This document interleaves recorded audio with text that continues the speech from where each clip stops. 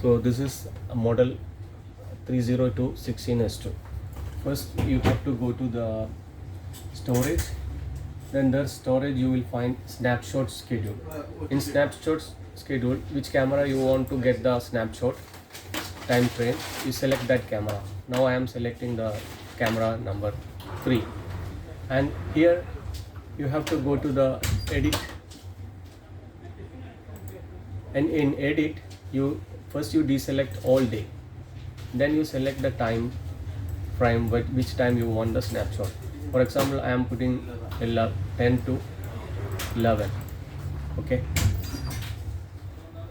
now after that you have to select all week complete, then click OK.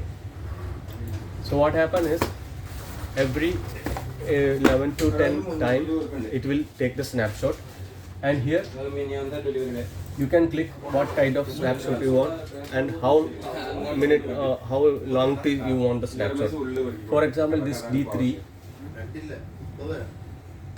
I kept it high quality, and then the time interval you can keep it 10 minutes, 30 minutes, whatever.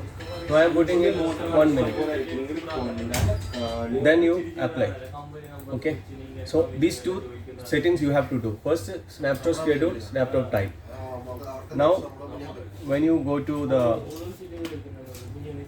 how you can get the snapshot, go to menu, then there is search. In search you click picture. In picture you will see snapshot backup. Here you select the camera. I'm selecting the camera number 3. Then I can make the date from and to. After that you click this all or schedule, then you click search. So what happened, you will get all the snapshot that time frame. Then you go to select all the time frame snapshot, then click the select all. After you putting the USB drive, click backup. When you select backup, you can see the USB drive to select backup, then click the USB drive and then backup. Then you will get all the snapshot.